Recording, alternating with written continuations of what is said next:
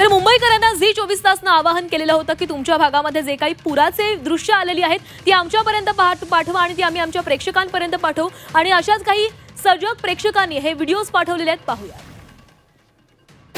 नमस्कार मंडळी, माझं नाव संदीप आहे आणि मी मुंबईवरून येत होतो। मग दादरला पण लय पाणी भरलंय आणि घाटकोपर वगैरेला पण लय पाणी भरलंय आणि आता मी डोंबिवलीला आहे। सध्या पाणी लय भरलंय, आता काय करायचंय।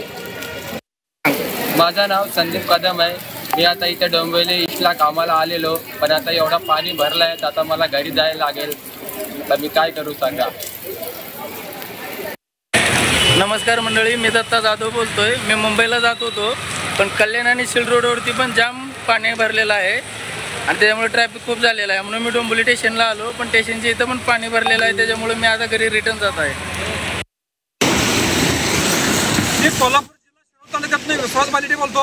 गेली 24 तास झालं त्या मुसळधार पाऊस इथं पडत आहे आणि त्या जी 24 तासनं आवाज उठवला आणि मी त्यांचा आभार मानतो की हिप्परगीच्या आमच्या महाराष्ट्र शासनाचे अधिकारी पाटबंधाऱ्याच्या अधिकाऱ्यांनी फोन लावला होतो। त्यांनी म्हटले की पाणी तिकडे सोडलेलं आहे, परंतु अजून इथं फुगवट जाणवत आहे आणि अलमट्टीचे तिथं आमच्या पाटबंधाऱ्याच्या अधिकाऱ्यांनी फोन केला, त्यांनी म्हणतात खाली, परंतु हे सगळं कागदावर आहे आणि इथं जर पाणी जर वाढलं तर आमचे सोयाबीन जाणार, भुईमुग जाणार, ऊस जाणार आणि इथं मनुष्याने सुद्धा होईल आणि प्राण्यांचं सुद्धा नुकसान होणार आहे।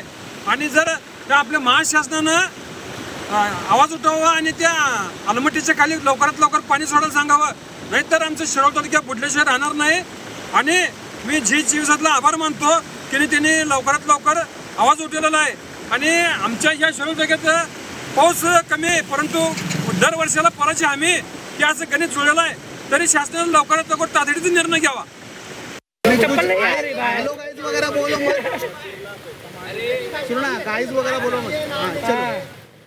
हेलो गाइस, यहाँ कमानी कुरला में हर जगह पानी भर गया। हम लोग का गाड़ी उधर खड़ा है, बंद करके आए, चप्पल भी टूट गई है मेरी, सब पूरा पानी पानी है।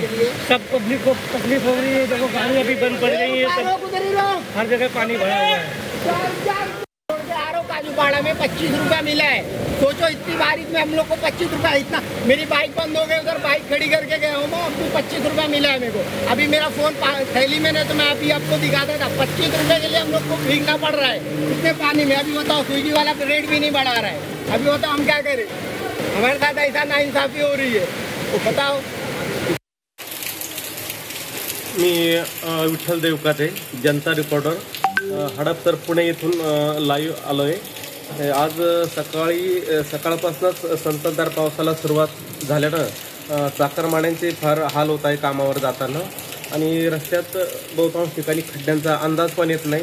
सिग्नलला ट्रॅफिक बऱ्याचशा ठिकाणी बंद असल्यामुळे ट्रॅफिकचा विषय सिग्नलला फार मोठ्या प्रमाणात दिसतोय। तुम्ही पाहू शकता की किती घरात पाणी साचलंय आणि कोणत्याही क्षणी पाणी घरात जाऊ शकते। तुम्ही बघ, तलावातलं पाणी हे बाहेर आलंय। तर अशा प्रकारे अनेक प्रेक्षकांनी हे व्हिडिओज पाठवलेले आहेत। तुमच्याही भागामध्ये जर अशी काही पूरस्थिती निर्माण झालेली असेल तर ते व्हिडिओज तुम्ही झी 24 तास पर्यंत पाठवू शकता।